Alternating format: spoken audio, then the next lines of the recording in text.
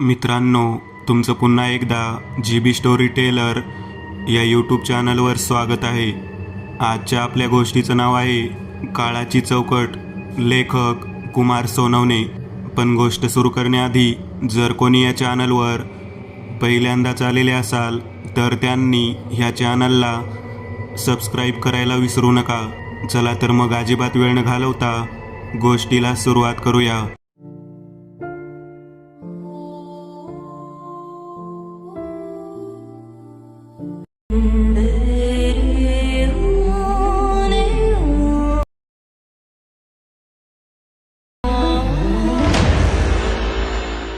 जिवंत नाही सोडणार मी त्याला. हॉस्पिटलच्या बेडवर बसून विजय ओरडत होता. त्याचा चेहरा रागाने लालबुंद झाला होता. डोळ्यात आग पेटली होती. ओठ थरथरत होते आणि डोळ्यासमोर एकसारखे तेच दृश्य तरळत होते.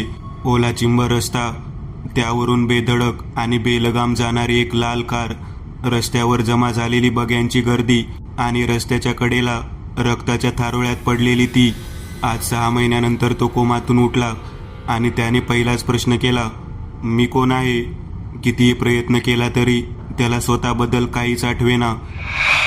तो डोक्याला ताण देऊन भूतकाळात डोकावण्याचा प्रयत्न करू लागला आणि अचानक त्याला ते दृश्य दिसले. त्याच्याच घरासमोर पडलेल्या त्याच्या बायकोचा तो निश्चल आणि दिनवाना चेहरा अजूनही त्याच्या डोळ्यासमोर तरळत होता. ते दृश्य आठवताच त्याच्या डोक्यात एक तीव्र कळ उठली आणि तो पुन्हा ओरडला, जिवंत नाही सोडणार मी त्याला. विजय खामकर, वय वर्ष 32, एक आंतरराष्ट्रीय कीर्तीचा शास्त्रज्ञ. टाइम अँड स्पेस, अँटीमॅटर, मल्टिवर्सवर त्याने लिहिलेले प्रबंध जगप्रसिद्ध होते. तरुण वयातच प्रतिष्ठेचा science global award, Abel award, Wolf award जिंकणारा, स्ट्रिंग थिअरीवर ग्राउंड ब्रेकिंग रिसर्च करून वैज्ञानिक जगात खळबळ माजवणारा, 20व्या वर्षीच PhD पूर्ण करणारा आणि अवघ्या 18व्या वर्षी इंग्लंडच्या एडिनबर्ग विद्यापीठात रिसर्चसाठी निवडला गेलेला असा विजय खामकर एक अविश्वसनीय प्रॉडिजी. देवाच्या कृपेने त्याला प्रचंड बुद्धिमत्ता मिळाली होती. त्यावर त्याने घेतलेली कष्टही अपरिमित होते. शिवाय त्याची चिकाटी, जिद्द आणि ध्येय साध्य होत नाही तोपर्यंत अथक परिश्रम करण्याची तयारी, या त्याच्या वृत्तीमुळेच तो आज एवढ्या उंचीवर येऊन पोहोचला होता. याच गुणामुळे त्याच्या जीवनाचा आलेख एवढा भरभर वाढला होता. पण या आलेखाची सुरुवात मात्र खूपच खडतर होती. देवानं त्याला जेवढं भरभरून दिलं तेवढंच त्याच्याकडून हिरावूनही घेतलं. त्याचे वडील वारले तेव्हा तो अवघ्या 7 वर्षांचा होता. काकाने त्यांच्या वाटेच्या शेतावर आणि घरावर कब्जा केला. आईने या एकुलत्या एका मुलाला मोठ्या कष्टाने शिकवले. त्याच्या शिक्षणातील प्रगती बघून शिक्षकच त्याला मदत करू लागले. त्याने स्वतःने अनेक शिष्यवृत्ती मिळवून आपल्या शिक्षणाचा खर्च भागवला आणि 18व्या वर्षीच एडिनबर्ग विद्यापीठाची स्कॉलरशिप मिळवून तो इंग्लंडमध्ये दाखल झाला आणि तिथूनच त्याच्या यशाचा आलेख खऱ्या अर्थाने चढू लागला. वयाची 21 ओलांडायच्या आतच त्याला सर्व काही मिळालं. प्रेम, पैसा, प्रसिद्धी. यातलं प्रेम तर 21च्याही खूप आधी मिळालं. प्रणिता त्याच्या आयुष्यात आली तेव्हा तो फक्त 17 वर्षांचा होता, तर ती 16 वर्षांची. दोघांची नजरानजर ॲडमिशनच्या लाईनमध्ये उभी असताना झाली. फरक फक्त एवढाच होता की ती 11वी सायन्सच्या लाईनमध्ये उभी होती, तर तो पोस्ट ग्रॅज्युएशनच्या. त्याची प्रचंड बुद्धिमत्ता पाहून शाळेने त्याला कायदेशीररित्या बढती दिली. त्यामुळे 5वी नंतर डायरेक्ट 8वी, मग 10वी, SY, TY अशा उड्या घेत तो 17व्या वर्षीच MSc फिजिक्सच्या ॲडमिशन लाईनमध्ये पोहोचला होता. दोघे फक्त एकच वर्ष सोबत होते, पण त्या एका वर्षातच त्यांच्या ओळखीचं रूपांतर मैत्रीत आणि मैत्रीचं रूपांतर प्रेमात झाले. पुढील शिक्षणासाठी तो इंग्लंडमध्ये दाखल झाला आणि त्यांची सोबत तुटली. इतकी वर्ष तो इंग्लंडमध्ये राहिला, पण त्या 2 व्यक्तींना तो कधीच विसरला नाही. एक म्हणजे त्याच्यावर जीवापाड प्रेम करणारी, त्याच्या सुखदुःखात त्याची साथ देणारी त्याची प्रेयसी प्रणिता, आणि दुसरी अर्थातच त्याची आई. भारतात परतल्यावर काही वर्षांनी त्याने प्रणिताला लग्नाची मागणी घातली. तिने अर्थातच होकार दिला. लग्नाची तारीख ठरली. सर्व तयारी सुरू झाली. पण त्याच्या मनात काय आले काय माहीत, लग्नाच्या 2 आठवडे अगोदर अचानक तो इंग्लंडला निघून गेला. गेला तो गेलाच. 2 वर्षानंतर भारतात परतला, त्या अँटी मॅटरचा प्रबंध घेऊनच. नंतर दोघांचं लग्न झालं. त्याच्या कुटुंबात आलेल्या नव्या सभासदामुळे तो खूप आनंदात होता. त्याला प्रिय असणाऱ्या दोन्ही व्यक्ती आता त्याच्या सोबत होत्या. सर्व काही सुरळीत चालू होतं, पण हा आनंद त्याला फार काळ उपभोगता नाही आला. लग्न होऊन 1 वर्षही उलटलं नव्हतं की त्याची आई त्याला सोडून गेली. आईचं दुःख पचवून तो पुन्हा संसाराला लागतो न लागतो तोच एके दिवशी विपरीत घडलं. कॉलेजमध्ये प्राध्यापक असलेली प्रणिता घरातून बाहेर जात असताना अचानक कुठूनशी एक लाल कार आदळत आपटत 50 ठिकाणी धडकत आणि नागमोडी वळण घेत आली आणि तिला फरफटत घेऊन गेली. सर्वात वाईट म्हणजे तिला फरफटत नेताना तो स्वतः डोळ्याने पाहत होता, पण काहीच करू शकला नाही. त्या गाडीमुळे त्याच्याही डोक्याला जबर मार बसला होता. त्याने कारचा नंबर प्लेट पाहण्याचा प्रयत्न केला, पण भोवळ येऊन पडण्यापूर्वी त्याला फक्त बेधडक जाणारी ती लाल कार, त्याच्याच घरासमोर पडलेली त्याची बायको आणि नंतर जमा झालेली बघ्यांची गर्दी एवढंच दिसलं. कोमातून बाहेर आल्यावर त्याला एवढी एकच गोष्ट आठवत होती. हळूहळू त्याला स्वतःबद्दल एक गोष्ट आठवू लागली. स्वतःचाच अँटी मॅटरचा प्रबंध वाचून त्याला तो लिहितानाच्या आठवणी जाग्या झाल्या. कसं लग्नाच्या 2 आठवडे अगोदर तो इंग्लंडमध्ये आला होता आणि प्रणिताची आठवण येऊन तिची भेट घ्यायला वारंवार तो भारतात यायचा. हळूहळू त्याच्या इतर आठवणीही जाग्या झाल्या. बऱ्याचशा त्याला त्याच्या मित्रांनी सांगितल्या. हॉस्पिटलमधून डिस्चार्ज मिळून त्याला 3 महिने झाले होते, तरी अजून तो पूर्ण स्थिरावला नव्हता. त्याचं कशातच मन लागत नव्हतं. त्याला प्रत्येक वेळी तेच दृश्य दिसायचं. रात्री अपरात्री अचानक उठून तो ओरडायचा, जिवंत नाही सोडणार मी त्याला. ते दृश्य आठवताच त्याचं डोकं भडके. प्रणिताला उडवून न थांबताच गेलेल्या त्या कारवाल्याचा राग त्याच्या डोक्यात बसला होता. त्याच्या समोर आता एकच ध्येय होतं, त्या कारवाल्याला पकडून त्याला शिक्षा करायची. पण कसं ते त्याला समजेना. ही घटना घडली तेव्हा कॉलनीतला तो रस्ता तर अगदी सामसूम होता. त्या घटनेचे साक्षीदार फक्त 2च होते. एक ती जी आता कधीच काही बोलू शकणार नव्हती आणि एक तो ज्याला कारच्या रंगापलीकडे काहीच आठवत नव्हतं. लोकांची गर्दी खूप उशिरा जमली. पोलिसांकडे काहीच माहिती नव्हती. आता त्या नालायकाला शोधायचं कसं याच विचारात तो रात्र जागवू लागला. दिवसेंदिवस त्याची शारीरिक आणि मानसिक स्थिती ढासळू लागली. त्याची अवस्था राजेशला बघवत नव्हती. राजेश त्याचा कॉलेजमधला मित्र. कॉलेजमध्ये असताना खूप वैताग आला किंवा बोर झाले की विजय आणि राजेश दोघंही राजेशच्या जुन्या हिरो होंडावरून दूर कुठेतरी भटकून यायचे. त्यांची ही सवय पुढेही तशी चालू राहिली. फक्त राजेशच्या हिरो होंडाऐवजी विजयची BMW एवढाच काय तो फरक पडला होता. विजयला या अवस्थेतून बाहेर काढण्यासाठी राजेशने कोकणाचा बेत आखला, जेणेकरून 3-4 दिवस बाहेर जातील आणि विजयच्या डोक्यातील विचारांचं जळमट तरी निघून जाईल. तत्पूर्वी त्याने विजयच्या BMWला गॅरेजमधून नीटनेटकी करून घेतली. गेल्या 9-10 महिन्यांपासून बिचारीने फक्त कावळ्या चिमण्यांनी टपावर केलेली कलाकुसरच बघितली होती. राजेशने तिला रंगरंगोटी करून एकदम चकचकीत नव्यासारखी करून घेतली. त्या 4 दिवसांच्या ट्रिपने विजयवर थोडा फरक पडला, पण फक्त काही दिवसांपुरताच. आठवडाभरानंतर तो पुन्हा त्याच विचारात डुंबून गेला. ते दृश्य आणि बदला घ्यायचा विचार त्याला सतावू लागले. एके दिवशी विजयच्या डोक्यातलं काहूर खूपच वाढलं आणि त्यातून सुटका करण्यासाठी त्याने एकट्यानेच बाहेर ड्रायव्हिंगला जायचा विचार केला. त्याने गॅरेजचा दरवाजा उघडला. समोर त्याची प्रिय पांढरी BMW उभी होती. कारचा दरवाजा उघडून तो ड्रायव्हिंग सीटवर बसला. तब्बल 9 महिन्यानंतर तो ड्रायव्हिंग सीटवर बसला होता. कोकणात सगळीकडे राजेशने ड्रायव्हिंग केले होते. त्याने हलके स्टेअरिंगवरून हात फिरवला. त्याला थोडे वेगळेच वाटू लागले. ड्रायव्हिंगसाठी निघाला होता खरा, पण त्याला आता बाहेर जाऊशी वाटेना.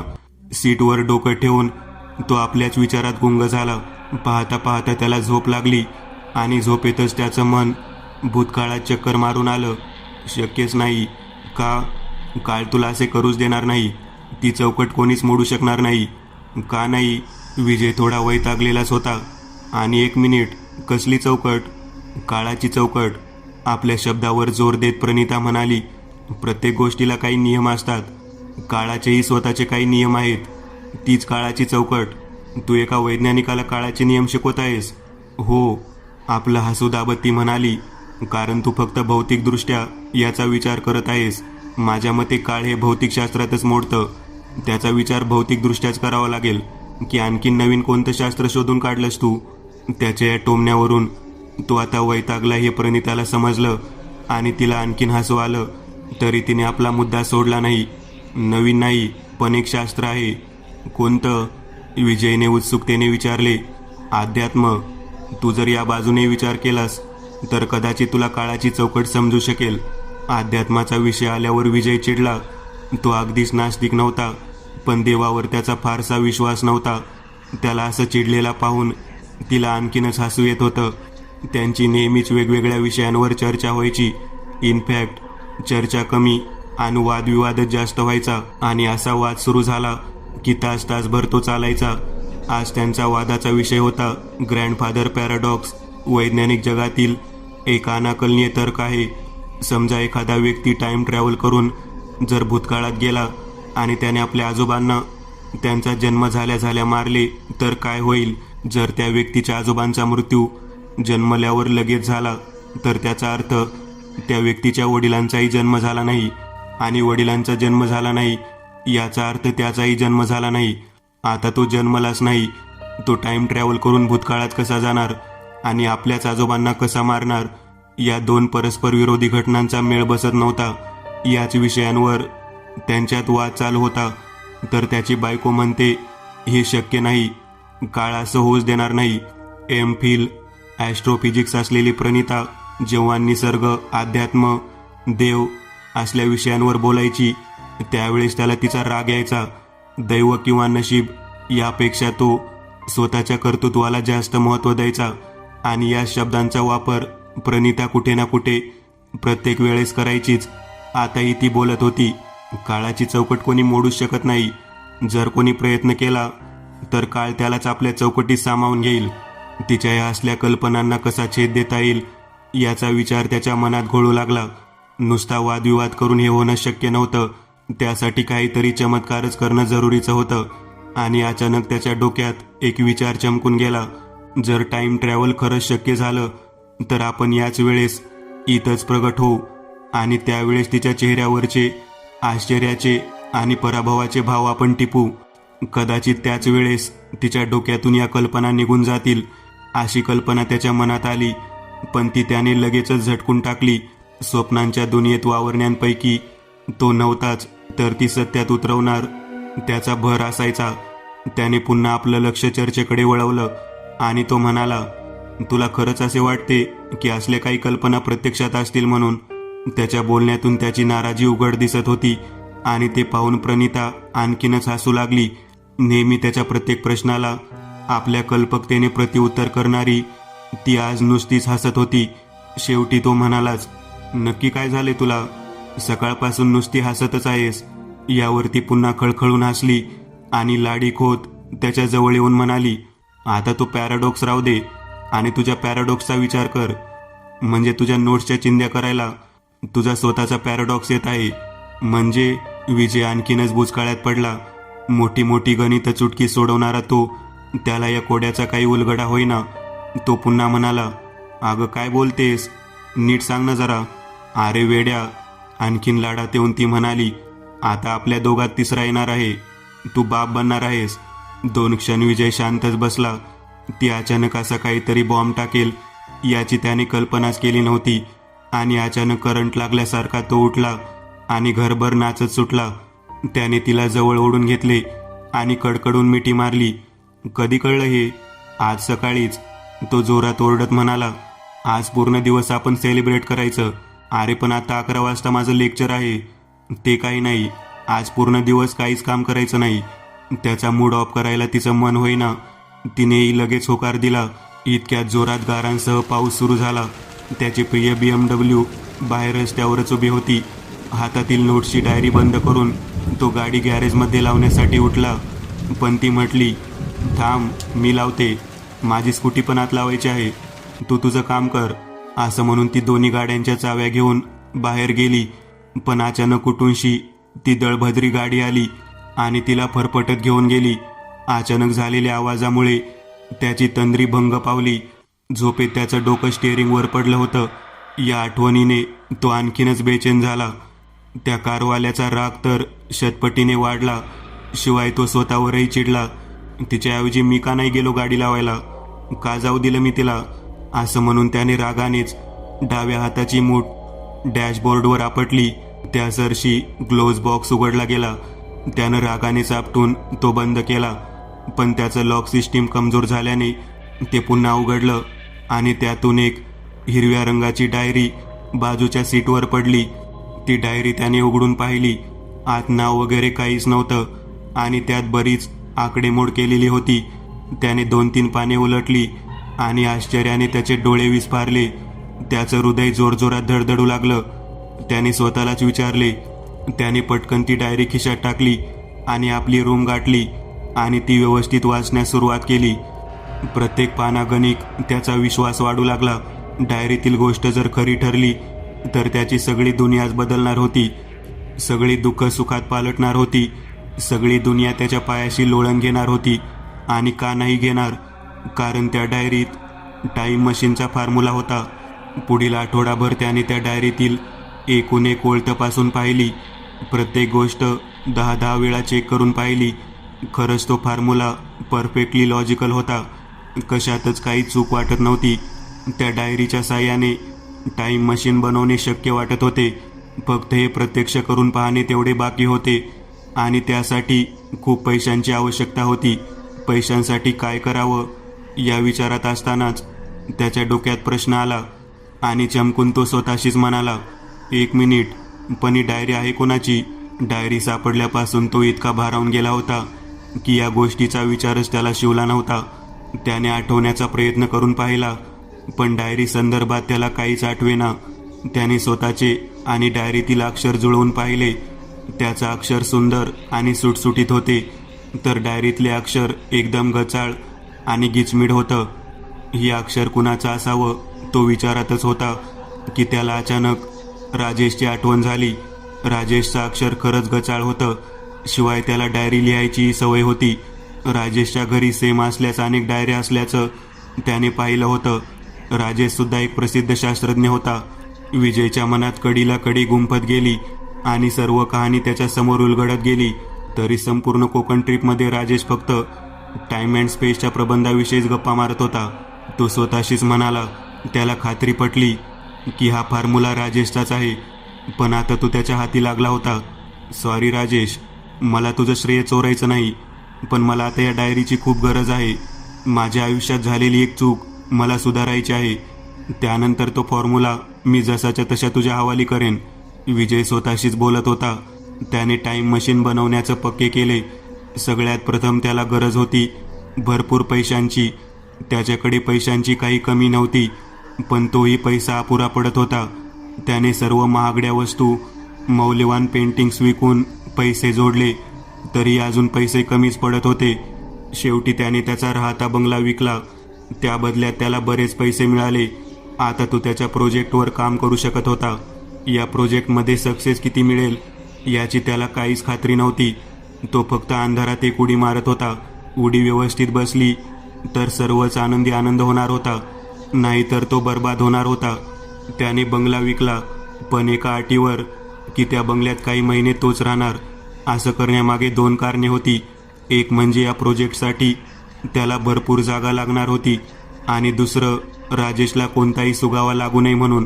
त्याने सर्व वस्तू विकल्या असल्या तरी त्याची प्रिय पांढरी BMW अजूनही त्याच्याच मालकीची होती. प्रोजेक्टसाठी त्याला तिची गरज होती. हीच BMW त्याचा पूर्ण भूतकाळ बदलणार होती. त्याने सर्व तयारी केली. बॅकयार्डमध्ये तो रात्रंदिवस या प्रोजेक्टवर काम करू लागला. सर्वप्रथम त्याने जेट इंजिन आणि टर्बो खरेदी केले आणि ते BMWच्या टपावर फिक्स केले.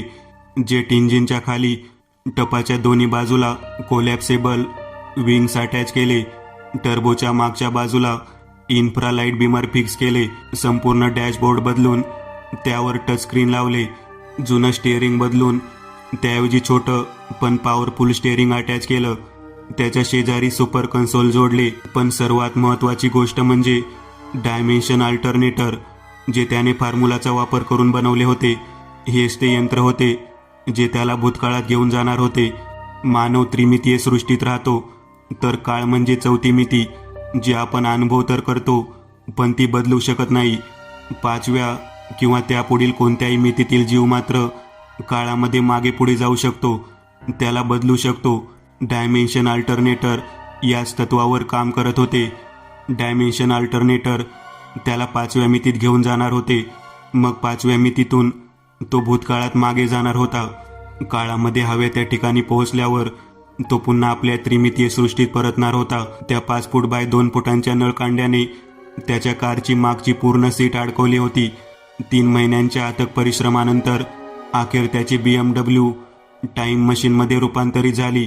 आता फक्त ती काम करते की नाही एवढं चेक करायचं होतं. राजेश इंग्लंडला गेल्यामुळे त्याला सर्व काम बिनबोबाट पूर्ण करता आलं. त्याची टाइम मशीन कम फ्लाइंग कार तिच्या पहिल्या टेस्टसाठी एकदम सज्ज होती. तिला टेस्ट करायची विजयला खूप घाई झाली होती. तरीही विजय 4 दिवस थांबला, कारण 4 दिवसांनी राजेश भारतात परतणार होता. त्याला न भेटता जाणे विजयला थोडं कृतज्ञपणाचं वाटलं.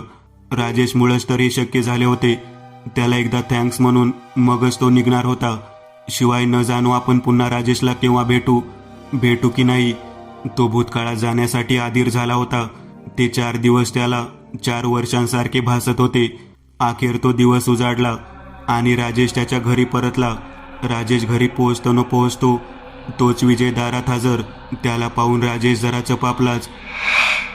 इतक्या लवकर विजय त्याला भेटायला येईल याची त्याला कल्पना नव्हती. त्याला पाहताच राजेश म्हणाला, अरे विजय, तुझ्यासाठी मी एक खास गिफ्ट आणली इंग्लंडवरून. विजयला सध्या तरी कोणत्याच गिफ्टमध्ये इंटरेस्ट नव्हता. त्याला लवकरात लवकर घरी पोहोचून आपल्या कारमध्ये शिरायचं होतं. राजेशने आपल्या बॅगमधून एक पिशवी काढून त्यातून एक डायरी काढली.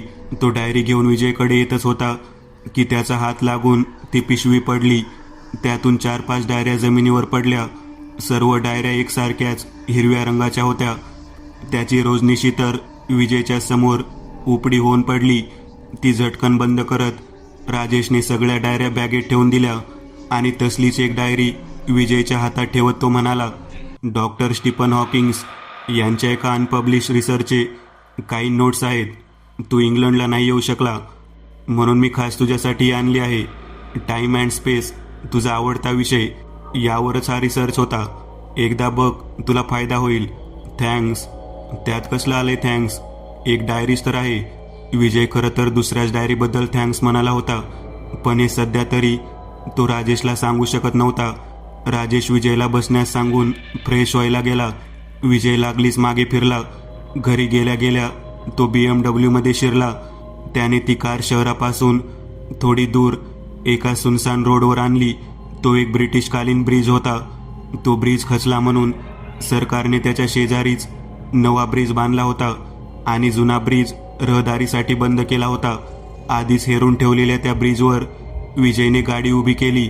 2 क्षणासाठी तो थांबला, पण गाडीची चावी फिरवली, गिअर बदलला आणि एक्सिलेटरवर पाय दिला. त्यासरशी ती गाडी धुराचं एक लोड सोडत स्टार्ट झाली. जेट इंजिनचं वजन कदाचित तिला पेलवत नसावं. गाडी हळूहळू वेग पकडू लागली.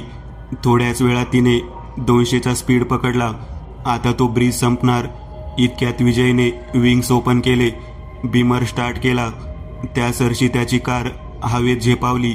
त्याची नजर आता टायमरवर होती. भूतकाळात जाऊन तो काही करू शकत होता. सर्व गोष्टी त्याला हव्या तशा बदलू शकत होता. संपूर्ण इतिहासच बदलू शकत होता. आईन्स्टाईन, न्यूटन यांच्याऐवजी स्वतःचं नाव लावू शकत होता. पण त्याने स्वतःशीच प्रामाणिक राहायचा निश्चय केला. भूतकाळात जाऊन फक्त एकच गोष्ट बदलायची, प्रणिताचा जीव वाचवायचा आणि त्या लाल कारवाल्याला बदडायचं. बास. मग तो या टाईम मशीनचा वापर पुन्हा करणार नव्हता.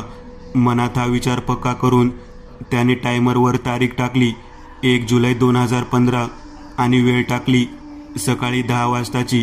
प्रणिताचं लेक्चर 11 वाजता होतं, म्हणजे ही घटना 10:30च्या आसपास घडलेली असणार. त्याने टायमर सेट केला आणि बोट ऑन बटनावर ठेवलं. त्याला थोडं घाबरल्यासारखं वाटत होतं. त्याच्या 3 महिन्याच्या मेहनतीचं फळ, त्याचं सर्व स्वप्नाला लावण्याचं फळ त्या एका बटनावर डिपेंड होतं. त्याने त्याच्याच नकळत देवाचे नाव घेतले आणि बटन दाबले. त्या सरशी कार जवळपास प्रकाशाच्या वेगाने उडू लागली आणि तो खऱ्या अर्थाने टाईम ट्रॅव्हल करू लागला. प्रकाशाच्या वेगाने उडत असूनही त्याची कार एकाच जागी स्थिर होती, कारण त्याचा प्रवास स्थळातून नाही तर काळातून होत होता. पृथ्वीवर सर्व क्रिया त्याला उलट होताना दिसू लागल्या. पिकांनी भरलेली शेत कमी कमी होऊन पुन्हा शेती नांगरलेल्या अवस्थेत दिसू लागली. झाडं झुडपं लहान लहान होत चालली. नदी उलटी वाहताना दिसू लागली. या गोष्टींचा निदान त्याला बोध तरी होत होता. बारीक सारीक गोष्टी किंवा सामान्य जीवन तर अजिबातच दिसत नव्हतं. कसं दिसणार? दर 10-12 सेकंदाला एक दिवस या वेगाने तो मागे चालला होता. काही समजायच्या आतच सर्व घटना डोळ्यांसमोरून झरकन निघून जात होत्या. त्याने टायमरवर एक नजर टाकली आणि तो चपापला. काय योगायोगाची गोष्ट आहे, याकडे माझं लक्षच नव्हतं, तो स्वतःशीच म्हणाला. त्याला जिथे जायचं होतं ती तारीख होती 1/7/2015 10 AM आणि आताची तारीख होती 1/7/2016 10 AM. या योगायोगाचं त्याला थोडं आश्चर्य वाटलं आणि तो पुन्हा चपापला. आपण कधीपासून दैव आणि योगायोग असले शब्द वापरायला लागलो? खरंच सगळं विचित्र वाटत होतं. त्याने हातातल्या घड्याळावर नजर टाकली. टाईम ट्रॅव्हल सुरू करून त्याला फक्त अर्धा तास झाला होता. अजून साधारण तेवढाच वेळ लागणार होता. प्रचंड वेगाने जात असल्याने त्याची कार जबरदस्त व्हायब्रेट होत होती. घड्याळातली वेळ पाहतानाही त्याला मुश्किल पडत होतं. अचानक त्याला राजेशने दिलेल्या गिफ्टची आठवण झाली. तसं त्या गिफ्टचं त्याला आता काहीच उपयोग नव्हता, पण आहे काय त्यात ते तरी बघावं म्हणून त्याने कोटच्या खिशातली डायरी बाहेर काढली आणि उघडली. पहिलं पान, दुसरं पान, तिसरं पान पाहतो तर सगळी डायरी कोरीज. राजेशने चुकून नोट्सच्या डायरीऐवजी कोरीज डायरी त्याला दिली होती. स्वतःशीच हसत त्याने ती डायरी ठेवण्यासाठी ग्लोव्ज बॉक्स उघडला तर त्याला आतमध्ये जुनी टाईम मशीनचा फॉर्म्युला असलेली डायरी दिसली.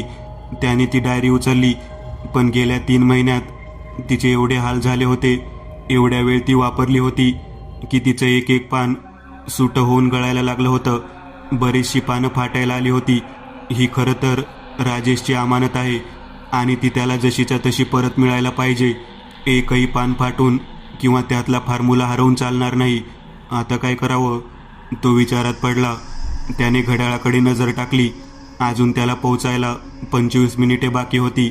त्याने लगेचच ती जुनी डायरी मांडीवर ठेवली, खिशातला पेन काढला आणि त्या जुन्या डायरीतील फॉर्म्युला या नव्या कोऱ्या डायरीत उतरवून घेतला. टाईम मशीन प्रचंड हादरे देत होती, तरीही जमेल तशी लिहून त्याने ती पूर्ण केली. अक्षर अतिशय गचाळ होतं, पण कमीत कमी आता त्याचा वापर तरी करता आला असता आणि तीच महत्त्वाची गोष्ट होती. त्याने ग्लोव्ज बॉक्स उघडला आणि नवी डायरी तिथे ठेवून दिली, तर जुनी डायरी कोटाच्या खिशात टाकली. इतक्या टायमरवर बीप बीप वाजू लागले. तो त्याच्या गंतव्यस्थानी पोहोचला होता.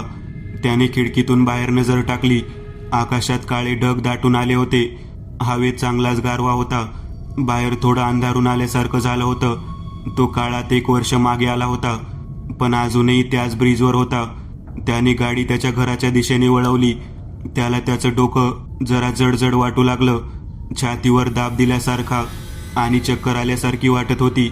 वातावरणाचा परिणाम की टाईम मशीनच्या वेगाचा की आणखीन काही, कोण जाणे. त्याला अस्वस्थ वाटत होतं, पण आता वेळ दौडून चालणार नव्हतं.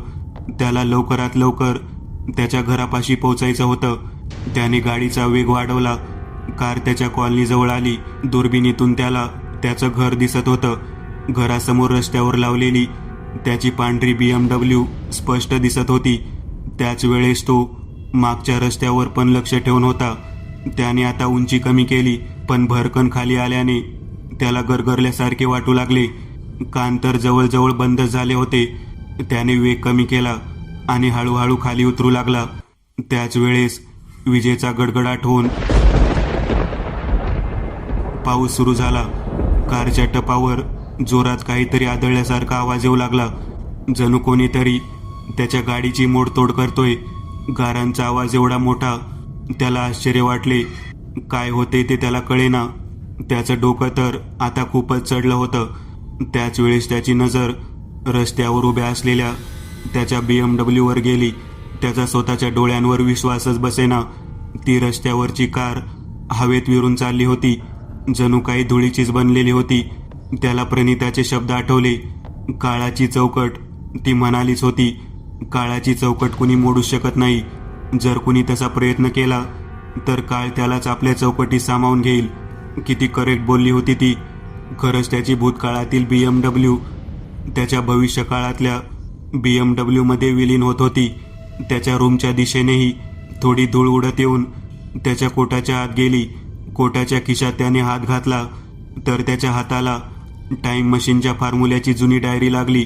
भूतकाळातील डायरी भविष्यकाळातल्या डायरीत विलीन झाली होती, पण ही तर राजेशची डायरी. आणि त्याच वेळेस त्याला आठवले, ती डायरी राजेशची नव्हतीच, ती त्याची स्वतःचीच डायरी होती.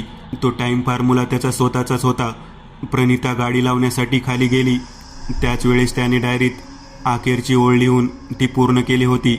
या फॉर्म्युल्याचा वापर करून आपण टाइम मशीन बनवून याच वेळेस इथं प्रगट व्हायचं आणि प्रणिताचं काळाची चौकट, दैव, योगायोग असल्या कुलचट कल्पना पुराव्यासकट खोडून काढायचं, असं त्यानं त्यावेळेस योजलं होतं.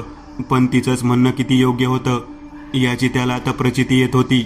भूतकाळातल्या सर्व वस्तू त्यांच्या भविष्यकाळातल्या प्रतिरूपात विलीन होत होत्या. 1 मिनिट, विजय स्वतःशीच बोलला. त्याने घाईघाईने दुर्बिणीतून त्याच्या रूममध्ये पाहिलं. त्याचा संशय खरा ठरला.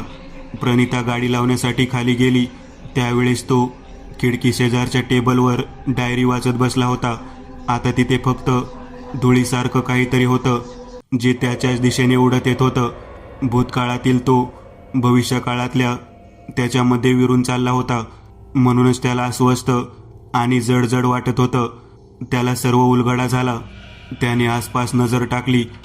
प्रणिता गेट उघडून बाहेर आली होती. त्याने मागच्या काचेतून पाहिलं तर एक लालसर गाडी त्याच्या घराच्याच दिशेकडे येत होती. भीतीची एक लहर सरसर करत त्याच्या अंगातून गेली. एवढ्या जवळ येऊन तिला परत गमवायचं नव्हतं.